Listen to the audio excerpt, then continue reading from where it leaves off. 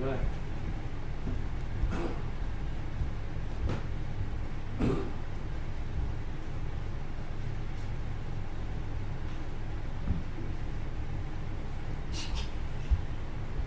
Yeah. Yeah.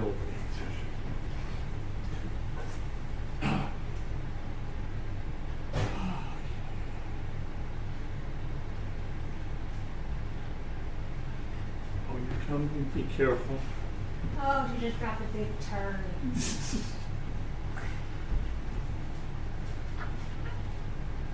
I'll spray that.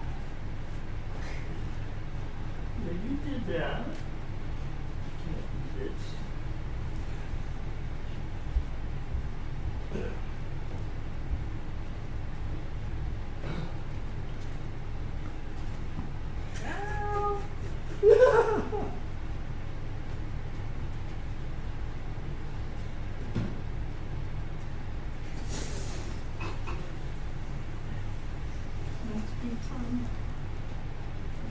Again? Fiona! That's number in a row. Fiona! Oh my goodness. Yeah. Girl! What in the world? She ate her worms and now they're digesting. Maybe no worms before mindfulness. This is normally in here at this time. Okay. Hopefully 3 years. Hmm? Hopefully 3 years. Hopefully.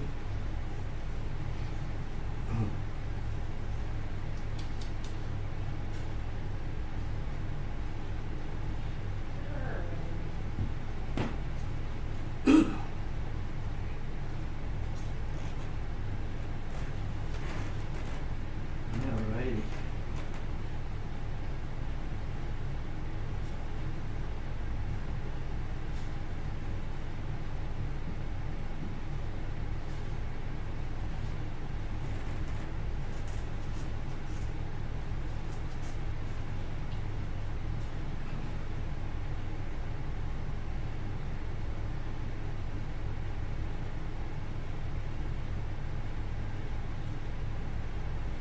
I just want to jabber a little bit, looking at a new application of mindfulness, talking with that lady from Ireland that's interviewing Brother Stefan and I and Monyan. I've always used mindfulness in my head. She does it in the body.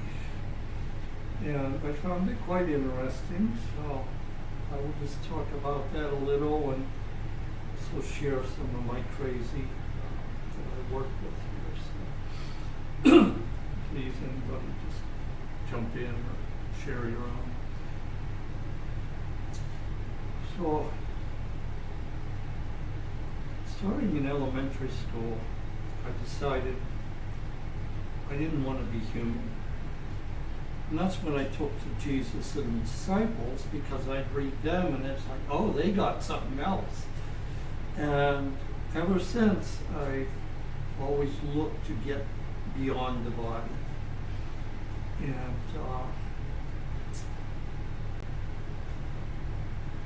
then in middle school, I started dealing with depression. And that just fueled that, like, I just don't want to be in this body. I want something else. So that's how my spiritual path started, was looking for something else. And it took a long time before I actually began to taste the big love and the peace that these things talked about. And then they have grown, and maybe 10 years ago, my emphasis switched to trying to be at peace being in this body instead of trying to get something else. And then my body went to hell. COPD showed up and took a dive big time, and something broke in my brain, and all my beliefs and my a lot of the process that I organize and structure things with just disappeared. So now, I wander around in this fog a lot of the time. And the depression still continues. I just somehow can see it and simultaneously be extremely depressed and yet still be happy. It's very bizarre. So that's what I presented to her, something I wanted to tackle.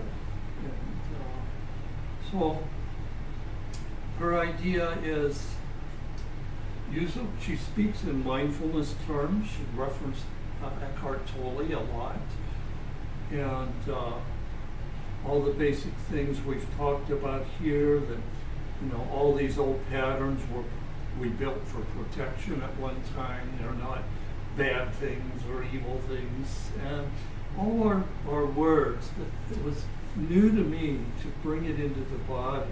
So what she did was said, all right, start with the lungs, the COPD, and just sit there and just feel it. As I told her, it's like a constant ache all the time. Okay. And strange things began to happen. I suddenly felt my 5-year-old self, which was before it hated the body and wanted to be out of it. And it was a very happy 5-year-old self. And it was occupying this body. It wasn't like detached or looking at it. It was in me. And I could just step into that and feel it. And she's like, yeah, that's what I mean. Feel it in you. So, in time then, I was able to see the judgy part of me that says I haven't done enough because I can't get over this depression and whatever, all it's the crap in my mind that judges. And I could see that in a new way. And anyway, it was just interesting to have a new process to play with. And of course it's ongoing. Now I have several of me walking around in here that I shift between feeling, but I think it's going to be helpful. I think it's going to take a while too, but anyway, so I just wanted to share that quickly. And any thoughts? Have you worked with feeling things in your body in that sense, as like first sitting with the discomfort if there's a pain or there's a problem, but then asking it, what do you need? What are you trying to tell me? And that's when those other weird things began to happen, was when I entered that state of mind of asking it, what do you need? What do you want to tell me? So I'm just brand new at learning this process. Whichever it is, I remember. I'm a big fan of Louise Hay, and she taught me with the book is always to communicate with your body, because it's always a stored memory somewhere, even if you don't even remember it. But that ache, that dull pain, the headache, it's a messenger. And I always ask it, if something comes up, I ask it, like, what do you need? Like, I amplify that space, that body part with white light. And I ask it, what is it? What do I need to process? What do I need? Like, and it eventually comes up for me to look at, to deal with. And I ask it, the light or source, to lovingly help me guide and release that pain, to neutralize it, to alchemize whatever is going on. Because, in the daily life, we interact with people and things get triggered, and that brings up a flare-up somewhere in our body and from the past memories, and for good reasons too. And instead of taking more drugs to dull it, I really try to sit with it instead of popping like a pain pill, and sit with it and be like, all right, this is getting intense. What do you really need? Like, what do I need to process? Do I need to go back in time? Like, it's a process. It's like a two-way conversation with the vessel. Cool.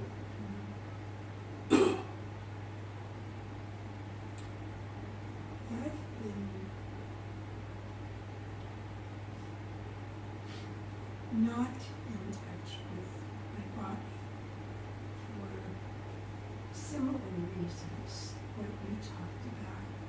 Some of them being generational, you know, what we were taught, what the cultural atmosphere was like when I was little.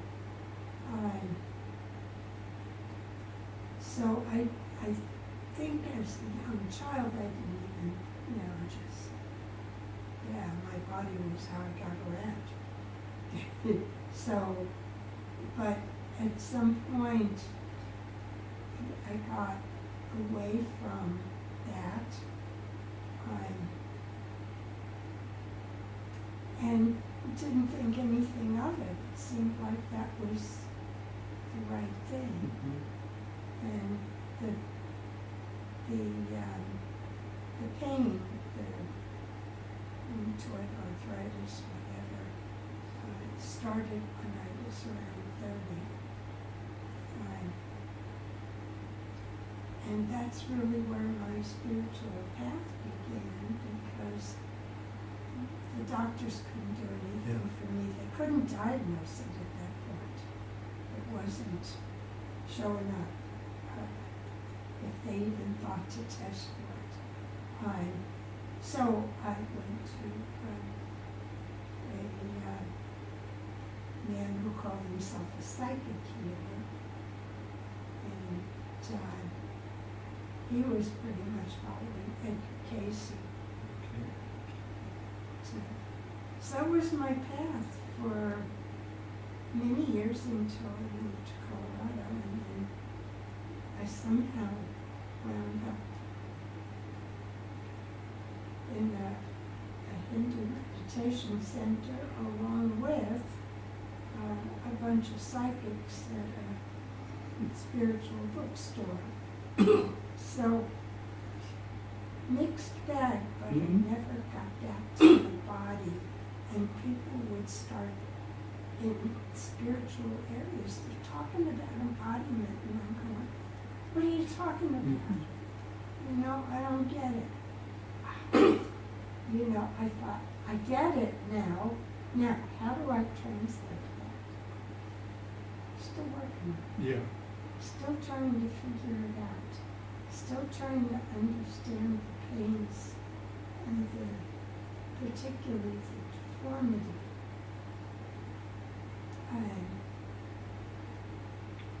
The wisdom path, which I've been following and still do, gets into work by G.I. Rajiv, which is, I don't even know how to describe it, but it's definitely, it's three-centered awareness, body, mind, spirit, and having all operating at one time. Yeah. That's where I am now. Still confused, still overwhelmed.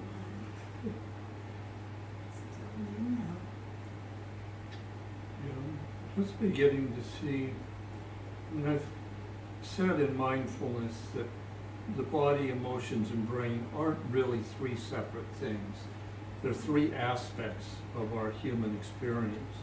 But I'm beginning to see now that what we call the subconscious, a lot of it is actually that stored in the body stuff.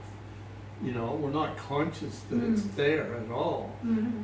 And it lets us know in its peculiar ways of pain and other strange twitches or whatever. But I had developed that thread of not wanting to be a body so strong. Of course, any Eastern teachings I could find that said it's about, you know, ascending, transcending the body, and even the Course in Miracles is big on I am not a body, and this is not your home, and the world is not. Well, I really sucked all that up.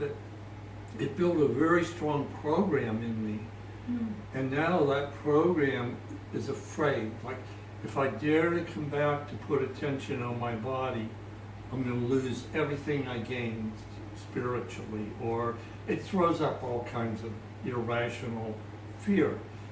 was like just stay out of the body. And it's part of the reason I dislike yoga so much, because it's both breathing, which brings attention to my lungs, and it's focusing. So this has been a new shift. Brother Stefan's been gradually introducing it with his other works, with paying attention to the body. And then she just like slammed me back in my body. So it's very curious, seeing like how strong that program is, and how I believe it's interrelated with the depression.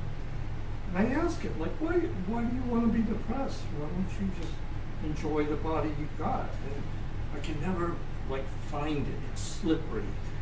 And then it's just suddenly I'm just feeling blah again. And it's like, what are you doing? Anyway, it's a strange ride at the moment, guys. So, yeah.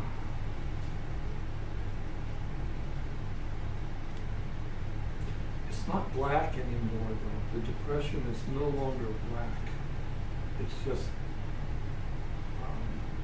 I'd mentioned it about 6 weeks ago now, I had an experience listening to that Louis Armstrong song, What a Wonderful World.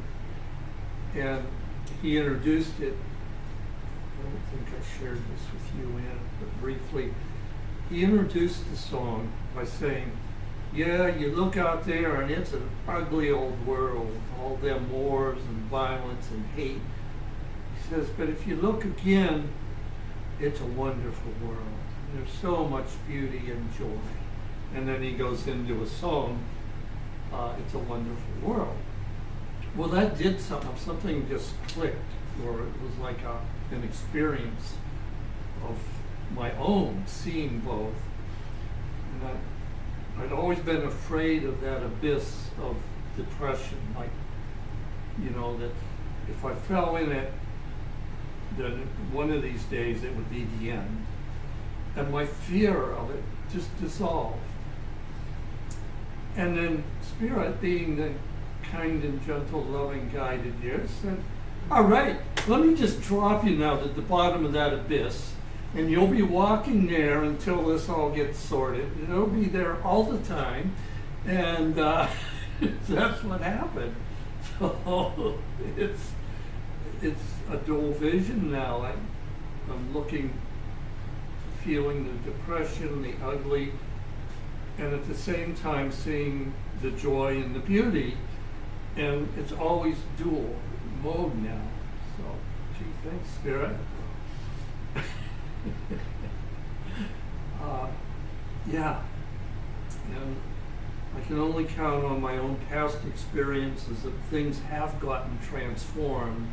And I could never see how that would ever happen with other things. Well, I can't see it now, but I'll just have to run on faith that Spirit has something going on here that's going to lead to a better path than walking the bottom of the abyss all the time.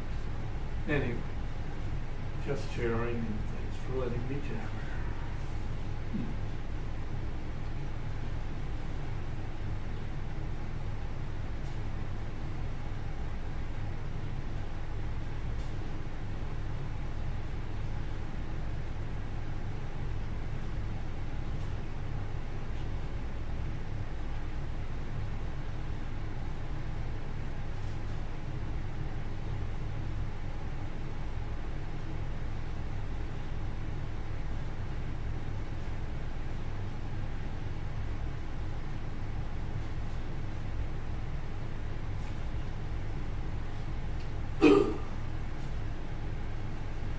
Last night, I tried getting to sleep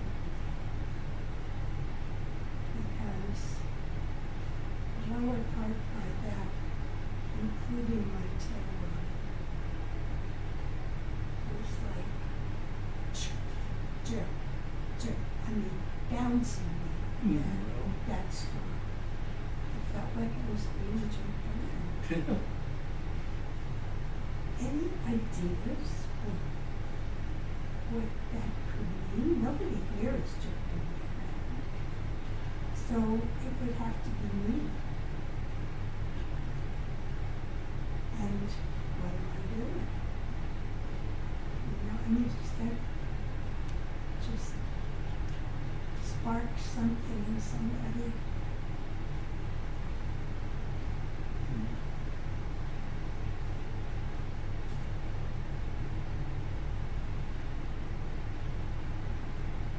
Me personally, I feel the back is what carries us. So if you ask your back, what is it that I'm carrying? Is it another entity, a belief, someone's projection on me? What is it that I'm carrying that I am still holding on to that I need to let go of? Financially, physically, spiritually. And really like cleanse that space where it's only intuitively you and source light, Christ light within you. And those noises that seems to always gather on your back and be like, that's their job. They love to just swarm in when you're cleansed and cleared, and they just swarm in. They're like, well, what about this? Do you remember this? How about, can we take this? And you're like, oh, that's not for me to carry anymore. That's in the past. It's kind of like talking to your back, like reminding, I don't have to carry that. That's not for me to carry and hold on to. And that jerk, I'm just thinking or just feeling the energy. Yeah, that's what it was. The jerking is kind of like pushing and nudging you, like, are you still going to carry this thing, whatever it is? Like, no, I don't. And you're like talking to it and you're commanding it, like, I don't have to carry that anymore. Like demanding it, like, get out now, get out of my back. You don't belong here anymore. That's not for me to hold on. Like, I'm tired, I'm done. And it's like, I guess once that energy hears that, it's kind of like, oh, okay. And it kind of like disperses away eventually. Like you claim your authority and your power back to your spine and your back. What I'm feeling. Cool. Thank you. It tells me I'm going in the right direction. I just have to be more forceful. Huh? You're like, I'm powerful. Don't mess with me energies. Whatever is still holding me back, like watch me go. Now that's an issue I have with power. And it correlates with the one thing I have gotten since this new process started is it said I need to make a choice, a deep choice, which I hear is equivalent to your power. And it's like, all right, show me where, what I have to choose. And I need to make, like making a vow type deep choice. And I can feel it vaguely in here. It's like whatever this depression program is tied to hating the body, it's like I gotta decide somewhere to just quit doing that. And I know that intellectually, but I know there's a deeper level of choice that I think is that power Anna's talking about. So even asking for you guys for your prayers to help me, and we will pray you as well. But that's when I said it's like elusive, it's slippery. When I try to just get still and feel for that, where do I need to decide? It's just like it slides out of you. The depression is gone for that instant. Every time I want to ask it that. So it's a tricky little sucker. It is. You know, I build it very well when I build it. It's doing its job. Yeah. You're like, thank you, but I'm okay now. Yeah. Yeah. So. Yeah. And the thing I have with power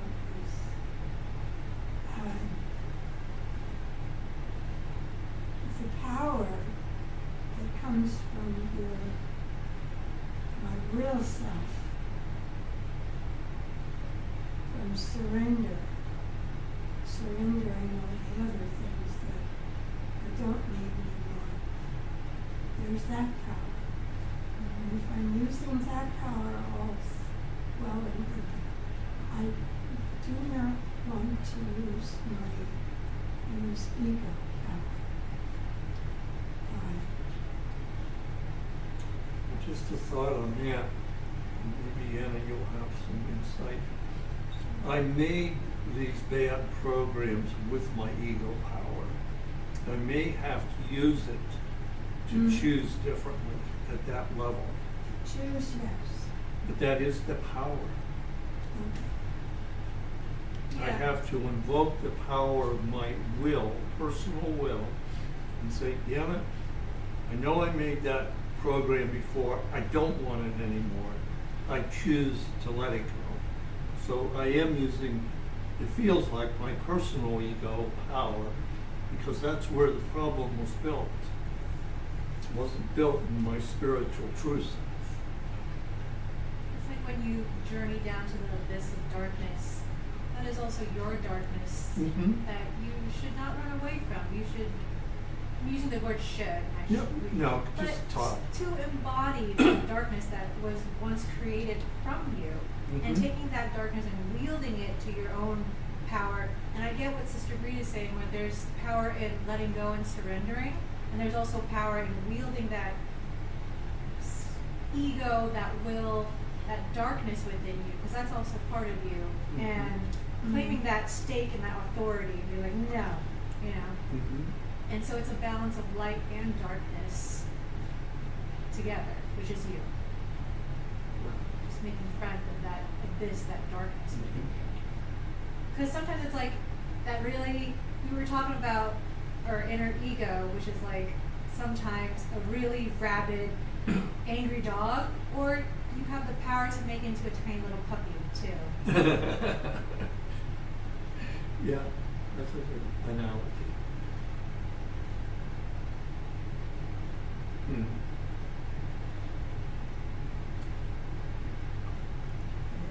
She's the teacher. Yes. Did you guys get it yet? She grabbed this big bird from Sesame Street. Just spray paint her orange, yellow. And she'll like start teaching us lessons on Sesame Street. Community peace. They're all crazy guys, but I'm the only sane one.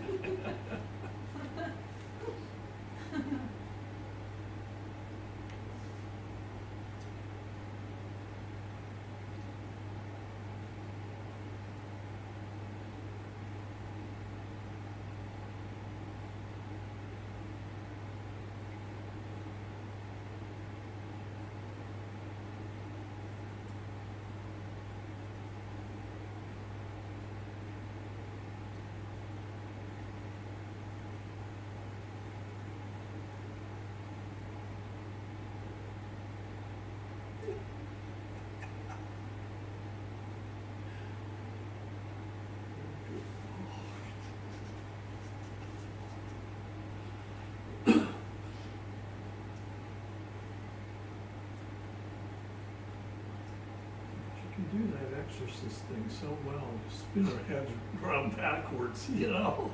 I'm just trying to tell us something. Look at all sides, guys. Look at all the sides. Get a 360 view of your life. Even though I have no idea where she's looking. Oh.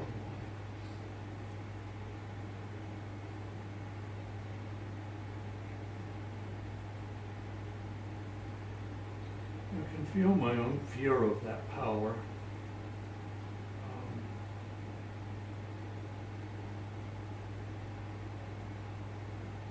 I think the fear of it, just looking right now, is a defense the ego uses to keep us from choosing better. So it just brings up fear. Well, if if you get that powerful and make a decision, what if you're wrong? You're gonna destroy us. You're gonna, ruin everything or kill me. It'll kill you. And I think it's throwing up that fear to keep us from drawing on our true power in spirit. Either way, it throws up fear of it. But really, how can it be more fucked up than this? So what's the worry, We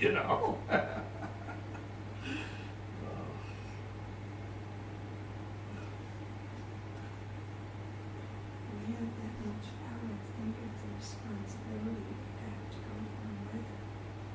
Well, we do have that responsibility to heal the world and ourselves. Yeah.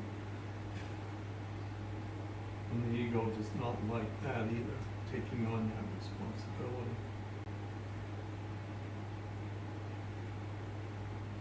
So maybe that avoidance is part of it all. Mhm. Mm. Mm.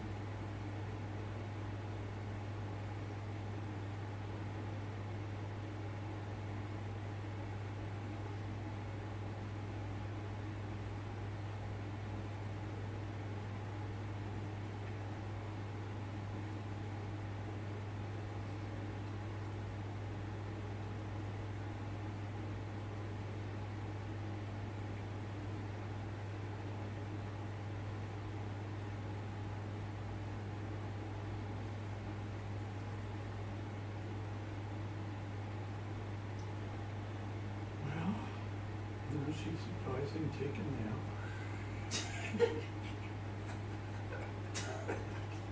Oh my gosh. Oh, there you go. I'll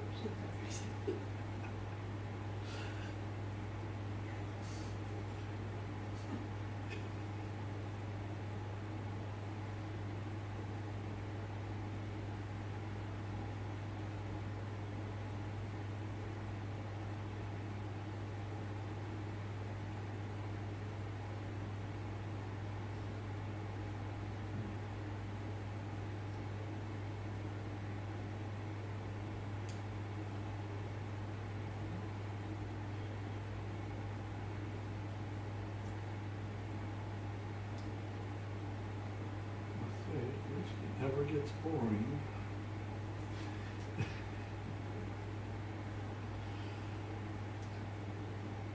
Nothing ever gets boring around here.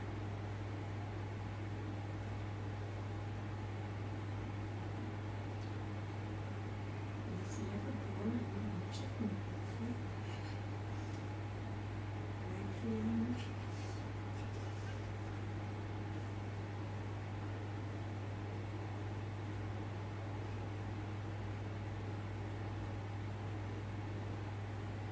And they come out of the box and they fly around for a few minutes all over the place. Yeah. And then they'll find a place where the dirt starts to get loose and they get under the straw and they'll just dig out a big hole and loosen the dirt and then roll it. Yeah. Little lay on their back and rub in the dirt. All of them. Yeah, all piled up together. Maybe we need a big dirt pile. Yeah. That's doing something. Yeah, for us to go rolling. Yeah. Oh, she perked up with that. Yeah. She's like, that's a great idea. Yeah. All right. I'm convinced she knows what we're saying. Oh, for sure.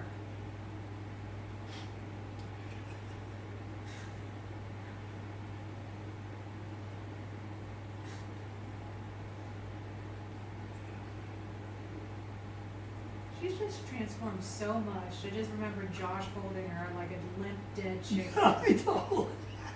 Sitting there in Now the look at chair, her.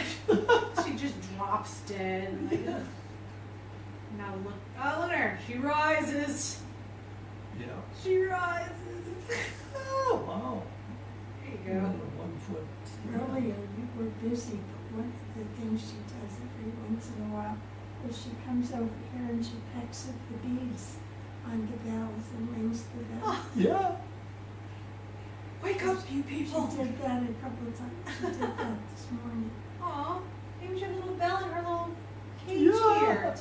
Yeah, then she can ring for service. Yeah, Yeah, Warm seriously. Street. We have another one of these, Yeah. we can move it in here for her. Well, there's no reason that one can't be moved. Yeah. Yeah, I'll be her toy. We have the thing where you used to hang the water. Yeah.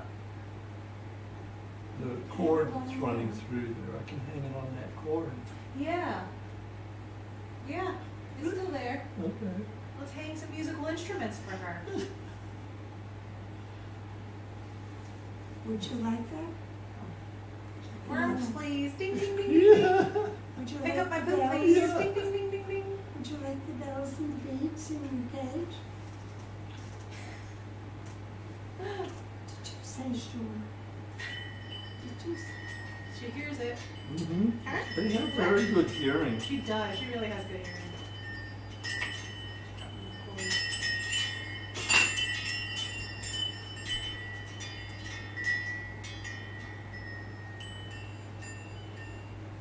I had one that I forgot I put in the box with my Christmas tree.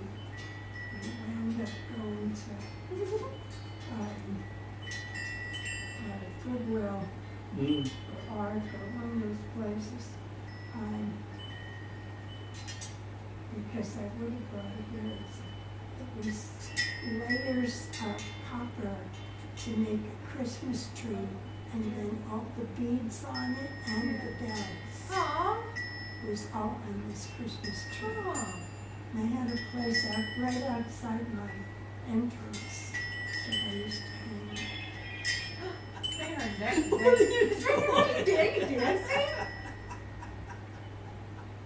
She's like, her neck is like, ooh, like a snake.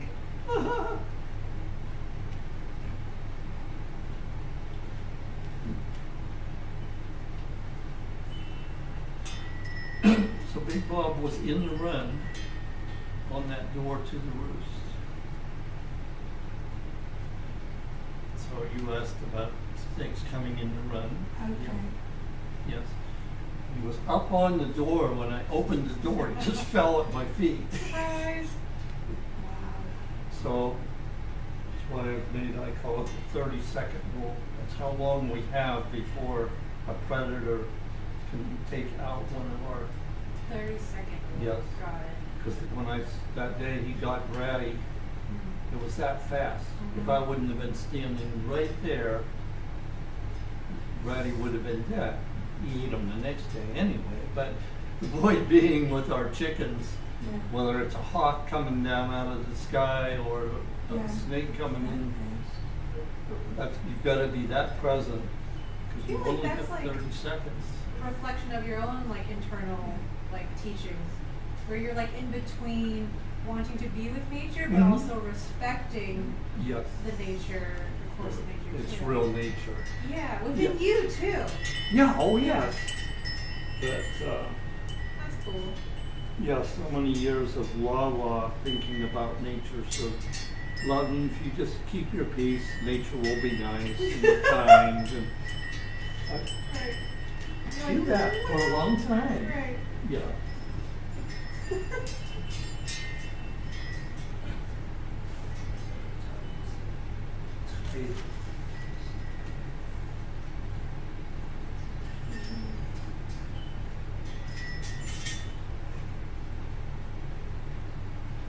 Need scissors or something? No, I just need to retie another knot and make it tighter.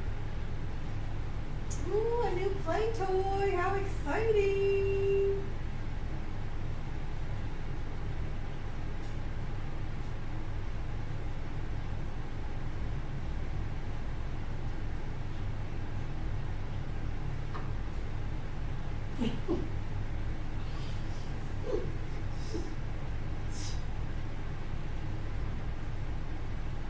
Fiona the showgirl.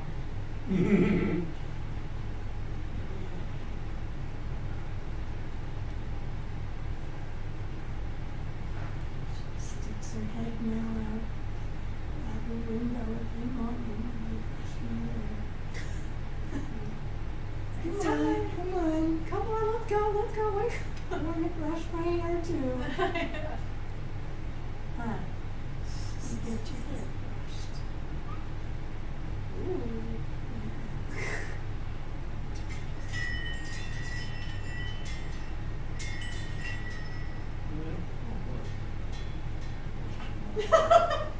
Close enough. Yeah, right?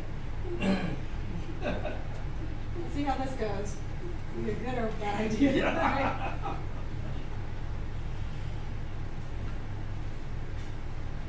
We have cars out for Monday deliveries. Yeah. Can't go up right now.